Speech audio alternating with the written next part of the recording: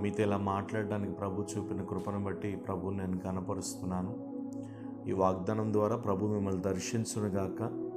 శ్రద్ధగా ఈ దేవుని మాటలు వినండి. ఆది యందు వాక్యం ఉన్నది, వాక్యము దేవుని యొద్ద ఉన్నది, ఆ వాక్యమే దేవుడై ఉన్నాడు. దేవునికి స్తోత్రం. ఎప్పుడైతే మనం వాక్యం మీద శ్రద్ధ కలిగి మనం ఉంటామో మన కుటుంబాలలో దేవుని వాక్యము ద్వారా ఒక బలమైనటువంటి వెలుగు కలుగుతూ ఉంటుంది. అందుకని వాక్యానికి మనం ఏం చూపించాలి అని అంటే ప్రాధాన్యత చూపించాలి. ఎందుకు అనంటే వాక్యము దేవుడై ఉన్నాడు కాబట్టి. ఇప్పుడు చదువుకునే వ్యక్తి ఏ చదువు అయితే చదువుతున్నాడో ఆ చదువుకున్న చదువును బట్టి తన గమ్యస్థానానికి ఎలా చేరుకుంటాడో మనం కూడా దేవుని వాక్యం వినుట ద్వారా మన గమ్యస్థానమైన నిత్య పరలోకమునకు మనం చేరుకుంటాం. అందుకని వాక్యం మీద శ్రద్ధ నిలపాలని ప్రభు పేరట మీకు మనవి చేస్తున్నాను. ఎందుకు అనంటే వాక్యం లేకపోతే మన బ్రతుకుల్లో వెలుగు లేదు. వాక్యం లేకపోతే మన జీవితాల్లో ఎట్టి దీవెన మనం పొందలేము. అందుకని వాక్యం మీద శ్రద్ధాశక్తులు మీరు కనబరచాలి. మీలో ఎంతమంది ఉదయకాలం లేచి బైబిల్ చదువుతున్నారో లేదో నాకు తెలియదు, కానీ మీలో ఎవరైనా బైబిల్ చదివేవారు ఉంటే తప్పనిసరిగా మీరు కింద కామెంట్ చేయండి, నేను డైలీ బైబిల్ చదువుతానండి అన్నవారు. ఎందుకు అనంటే బైబిల్ తప్పనిసరిగా మీరు చదవాలి. బైబిల్ చదవకపోతే ఎలా మన జీవితాలు ఎలా బాగుపడతాయి? మనకి దేవుడిచ్చినటువంటి ఆత్మీయ ఆహారం ఏదైనా ఉన్నది అని అంటే అది దేవుని వాక్యమే. సైతాన్ వచ్చి ప్రభుతో అంటాడు, యేసు ప్రభు వారు అప్పుడే 40 days ఫాస్టింగ్ ఉన్నారు. ఆయన 40 days ఫాస్టింగ్ ముగించుకొని ఆయన బాగా ఆకలిగా ఉన్నారు. ఎంత ఆకలి అని అంటే మీకు తెలుసు కదా, 40 రోజులు ఆయన తిండి కానీ ఈవెన్ నీటినైనా తాగాడు లేదో మనకు తెలియదు, నీరు కూడా ఉండదు. ఆ అరణ్యంలో ఆ కొండల్లో 40 days ఫాస్టింగ్లో ప్రభు అలా ఉండిపోయినప్పుడు 40 దినాలు ఆయన ఏం తినకుండా అలా ఉన్న పరిస్థితుల్లో అపవాది వచ్చాడంట. మీరు ఎప్పుడన్నా మీరు గమనించారా? ఎప్పుడైతే మీరు ఎక్కువ ప్రేయర్ చేస్తారో అప్పుడే సైతాను మీ వద్దకు వచ్చి మీతో మాట్లాడతాడు. ఎలా కాదు ఇలాగా, ఎలా కాదు ఇలాగా అని. కానీ వాని క్రియలు మనం ఎరగని వారం కాదు. ఎందుకంటే అపవాది తంత్రములను మీరు ఎరగని వారు కాదని ప్రభు ఎప్పుడో చెప్పారు. అపవాది తంత్రాలన్నీ మనకు తెలుసు. అయితే వాటి తంత్రాలు ప్రభుకు కూడా తెలుసు కాబట్టి ప్రభు వెంటనే అన్నారు, సైతాన్ వచ్చి ప్రభుతో అప్పుడే అన్నాడు, ఏమనంటే బాగా ఆకలిగా ఉన్నావేమో ప్రభువా నువ్వు. వాడు కూడా ప్రభు అని పిలుస్తున్నాడు. బాగా ఆకలిగా ఉన్నావేమో కదా ప్రభువా నువ్వు. ఎక్కడ ఈ మాట మనం ఎక్కడ చూడొచ్చు అంటే ప్రభువా అనేటటువంటి మాట చూడండి, అక్కడ 4వ వాక్యంలో 4వ అధ్యాయము 10వ వాక్యంలో యేసు అనతో సాతానా పోము, ప్రభువైన నీ దేవునికి మొక్కి. యేసు ప్రభు వారు ఆ మాట అంటున్నారు. అంటే ప్రభువైన నీ దేవునికి మొక్కి అని అన్నప్పుడు సైతాన్ కూడా యేసు ప్రభు వారిని చాలాసార్లు ప్రభువాన్ని సంబోధించాడు. యాక్చువల్గా వాడు త్రోయబడినటువంటి దూత కాబట్టి వాడు కూడా ప్రభువును ఒకప్పుడు ఆరాధించిన వాడే కాబట్టి అలా ప్రభువుగా సంబోధించి అంటాడు, ఈ రాయిని రొట్టెగా మార్చుకో, ఈ రాయిని రొట్టెగా మార్చుకో అంటాడు. మన దేవునికి తెలియదండి ఆ రాయి రొట్టెగా మారుతుందని. అబ్రహాంతో చెప్పిన దేవుడే కదా, అబ్రహామా నువ్వెందుకు అధైర్యపడతావు, నేను తలుచుకుంటే రాళ్ల ద్వారా పిల్లల్ని ఇవ్వగలను, అంత శక్తిమంతుడని ప్రభు చెప్పలేదా? కాబట్టి మన జీవితంలో మనం ఎప్పుడు కూడా ప్రభువు జీవితంలో ఉన్న మాదిరిని మనం కూడా పెట్టుకోవాలి. ఆ మాదిరి ఏంటంటే అక్కడ అంటున్నాడు కదా, మనుష్యుడు రొట్టె వలన మాత్రము కాదు, ఈ రాయిని రొట్టెగా మార్చుకోమని సాతాను చెప్పినప్పుడు యేసు ప్రభు వారు చెప్పిన మాట, మనుష్యుడు రొట్టె వలన మాత్రము కాదు కానీ దేవుని నోట నుండి వచ్చే ప్రతి మాట వలన జీవిస్తాడని చెప్పాడు. అంటే మీరు అర్థం చేసుకోవాల్సినటువంటి సత్యం ఏంటంటే దేవుని నోటి మాట ద్వారా మనిషి బ్రతుకుతాడు. దేవునికి స్తోత్రం. నిజమే, ఆ నోటి మాట ఏంటి? ఈ వాక్యమే కదా. ఇదంతా ప్రభు మాట. ఈ బైబిల్ అంతా కూడా ప్రభు మాట. ప్రభు మాటను మనం ఏం చేయాలి అని అంటే ధ్యానముగా ఎక్కువగా మనం ఆలోచించాలి, చదవాలి.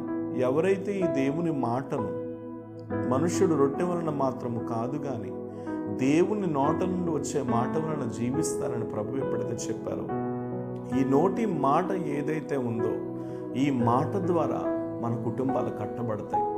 ఈ మాట ద్వారా మన గృహములు కట్టబడతాయి. ఈ మాట ద్వారా మన ఉద్యోగములు కట్టబడతాయి.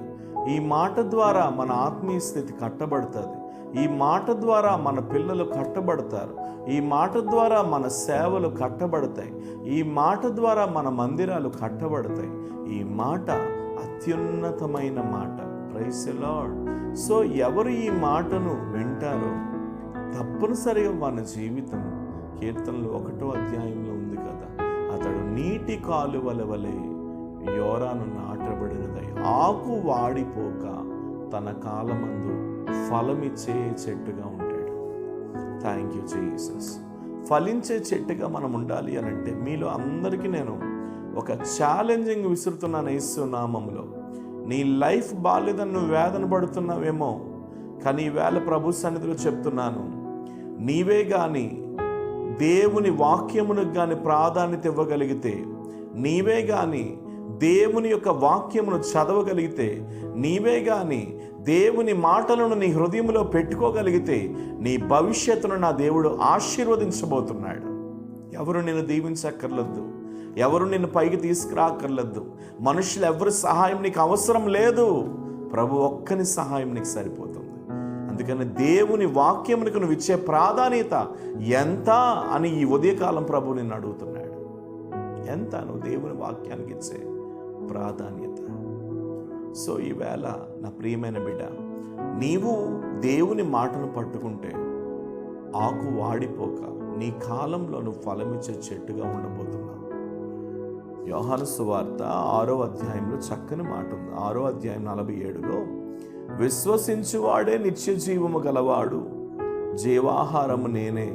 మీ పితరులు అరణ్యములో మన్నాను తినను చనిపోయిరి, దీనిని తినువాడు చావకుండునట్లు పరలోకము నుండి దిగివచ్చిన ఆహారం ఇదే. పరలోకము నుండి దిగివచ్చిన జీవాహారము నేనే. ఎవడు ఈ ఆహారం భుజించితే వాడెల్లప్పుడూ జీవించును. దేవునికి స్తోత్రం. మరియు నేను ఇచ్చు ఆహారం లోకమునకు జీవమును కొరకైన నా శరీరమే అని మీతో నిశ్చయముగా చెప్పుచున్నాను. దేవునికి స్తోత్రం. అరణ్యంలో ఇశ్రాయేలీయులు మన్నాను తిన్నారు. మన్నా అంటే అది ఒక దేవదూతల ఆహారం.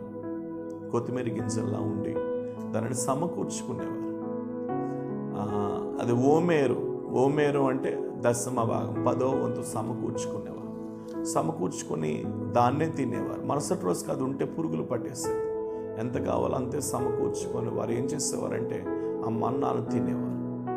దేవదూతల ఆహారం వారు తినినా సరే అరణ్యంలో వారికి ఏం జీవం రాలేదు. వారు సొనిగిన సొనిగుళ్ళకి, వారు చేసిన తప్పిదాలకి, వారు చేసిన వ్యభిచారాలకి, వారు చేసిన దొంగతనాలకి స్పాట్లోనే ప్రజలు అక్కడికక్కడ రాలిపోయారని వాక్యం చెప్తుంది. కొంతమంది పాము కాటుకు గురైపోయారు. కొంతమంది భూమి నోరు తెరిచి మృంగేసింది.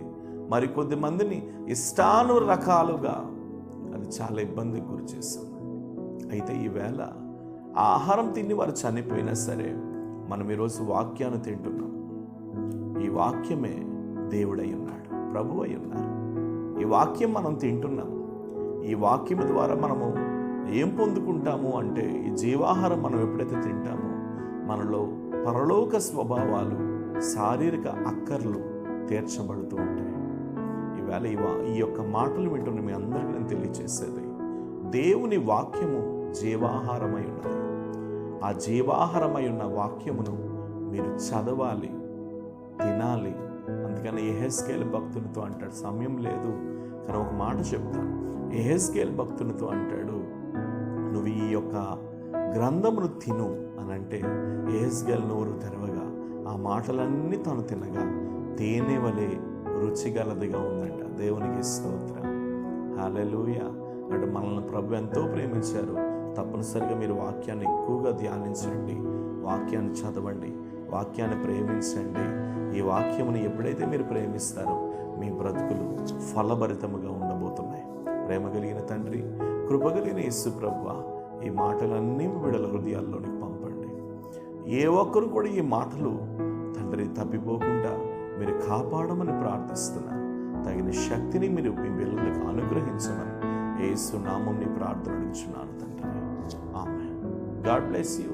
నిశ్చయంగా దేవుడు ఘనమైన వాడు. ప్రభు మిమ్మల్ని దీవించును గాక. Praise the lord.